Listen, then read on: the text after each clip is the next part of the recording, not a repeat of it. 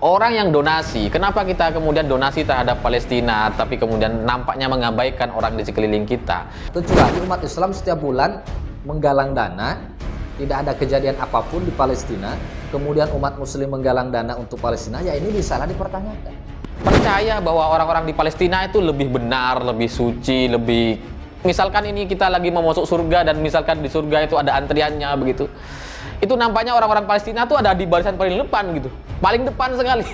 Tidak ada agama yang mengajarkan kepedulian sosial lebih tinggi daripada agama Islam. Dan ini bukan cuma satu dua, ini semoga ini meyakinkan atau menyadarkan kita semua bahwa di tengah-tengah kita atau di sekeliling kita, tetangga-tetangga kita, cobalah cek gitu. Mungkin ada orang yang kesusahan makan. Kalau ada orang miskin yang mencuri karena lapar, itu bukan karena umat Islam apatis. Yang mencuri itu bahkan bukan orang miskin yang banyak, orang kaya, pejabat-pejabat, koruptor berapa ratus juta, berapa triliun, berapa miliar yang dikorupsi. Sampai sekarang Harun Masiku nggak ketemu.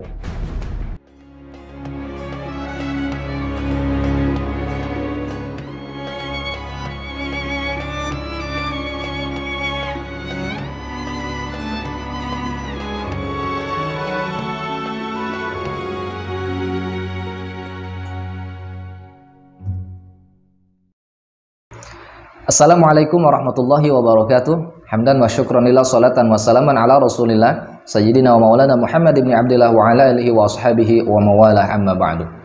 Dulur baraya sahabat Azkia dimanapun anda berada, setelah viralnya Ustadz Adi Hidayat yang mampu mengumpulkan dana sebanyak 30 miliar kurang lebih untuk saudara-saudara kita yang ada di Palestina sana, beliau dihujat, diserang, difitnah oleh para buzzer. Diantaranya kita sudah tahu ya, ada Eko Kuntadi yang dengan sangat berkelas Ustadz Adi Hidayat tidak mau berdebat kusir tentang hal ini, tapi beliau berencana langsung membawa permasalahan ini ke meja hijau. Nah, luar biasa ya. Nah, sahabat Azkia, ternyata bukan hanya Eko Kuntadi buzzer yang menyerang Ustadz Adi Hidayat. Ada buzzer yang lain, Alifur Rahman, buzzer kelas kakap ini di Indonesia ya. Dia juga menyerang Ustadz Adi Hidayat, tapi secara halus. Percaya bahwa orang-orang di Palestina itu lebih benar, lebih suci, lebih... Misalkan ini kita lagi mau masuk surga dan misalkan di surga itu ada antriannya begitu. Itu nampaknya orang-orang Palestina tuh ada di barisan paling depan gitu. Paling depan sekali. Dia ingin menggiring opini kepada masyarakat bahwa kenapa umat Islam di Indonesia ini sangat mengistimewakan warga di Palestina dan lupa terhadap tetangga keluarganya di Indonesia. Kenapa kita ini sangat semangat untuk membantu Palestina sedangkan masih banyak masyarakat kita yang hidup di bawah garis kemiskinan. Nah, itulah kira-kira logika yang dia pakai ya. Orang yang donasi, kenapa kita kemudian donasi terhadap Palestina, tapi kemudian nampaknya mengabaikan orang di sekeliling kita? Nah, dengan menampilkan salah satu cuplikan berita bahwa di Aceh ada seorang bocah yang mencuri uang kas masjid dari kotak amal ya untuk makan katanya. Nah, kemudian dia mengkomparasikan hal ini dengan donasi Palestina. Ya, jadi menurut dia tidak masuk akal. Kita orang Indonesia ini membantu masyarakat di Palestina, tapi lupa dengan masyarakat sendiri. Ini adalah logikanya orang yang bodoh. Ya. Nah, logika ini jelas sangat mudah sekali untuk dibantah. Pertama, tidak ada agama yang mengajarkan kepedulian sosial lebih tinggi daripada agama Islam. Ada infak, ada sedekah, ada hibah, ada zakat, ada wakaf. Bahkan ada lembaga resminya, lembaga formalnya.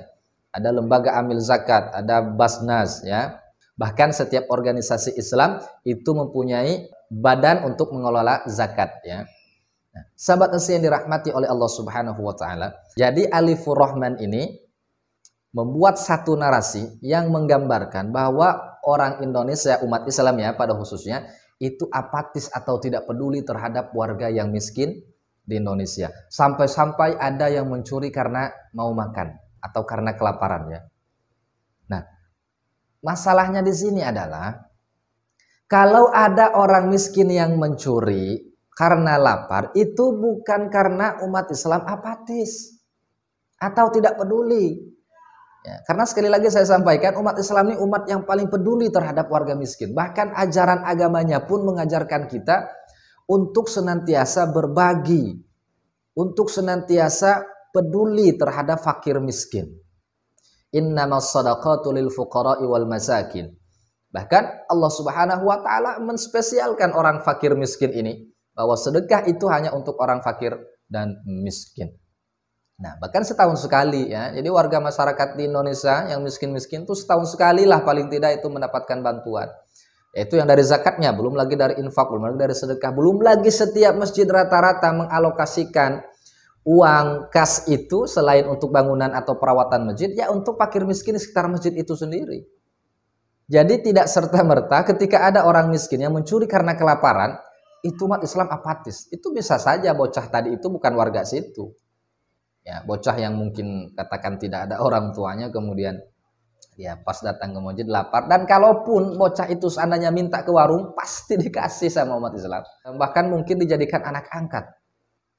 Itu saking pedulinya umat Islam. Yang pertama, bahkan saking luar biasanya umat Islam, bahkan Pak Jokowi sendiri pun setuju dana zakat itu digunakan untuk membantu penanganan COVID-19.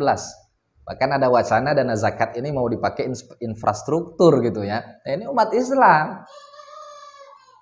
Jadi kalau ada bocah yang di Aceh tadi itu tidak menunjukkan sikap umat muslim yang apatis, tidak peduli terhadap umat Islam, yang miskin ya, tidak. Yang mencuri itu bahkan bukan orang miskin yang banyak, orang kaya. Pejabat-pejabat, koruptor berapa ratus juta, berapa triliun, berapa miliar yang dikorupsi. Sampai sekarang Harun Masiku nggak ketemu. Ya. Ini yang harus dipertanyakan. Ini yang memiskinkan masyarakat. Ini yang membuat masyarakat sengsara. Kenapa tidak pernah dikomen? Ya, tapi ya begitulah kerja buzzer ya.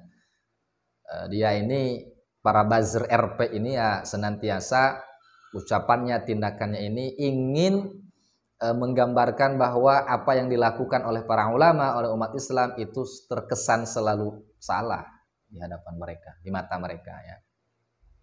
Nah, dulur para sahabat sekalian yang dirahmati oleh Allah Subhanahu wa taala. Yang kedua, semiskin-miskinnya di Indonesia itu tidak seperti warga Palestina yang ada sekarang ya. Kan donasinya kan sekarang, kecuali umat Islam setiap bulan menggalang dana, tidak ada kejadian apapun di Palestina, kemudian umat muslim menggalang dana untuk Palestina, ya ini bisalah dipertanyakan. Ini kan sudah jelas-jelas beritanya tersebar di seluruh media bahwa warga Palestina dizolimi di sana untuk saat ini ya, walaupun ya perang ini sudah lama, tapi kan ada masa-masa pecahnya gitu ya, perangnya itu kan tidak setiap hari, tidak setiap bulan, tidak setiap tahun gitu.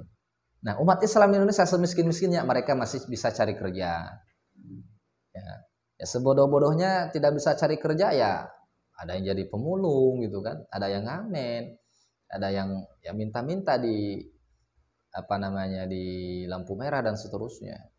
Sedangkan di Palestina jangankan untuk makan, untuk bertahan hidup saja mereka sudah kebingungan.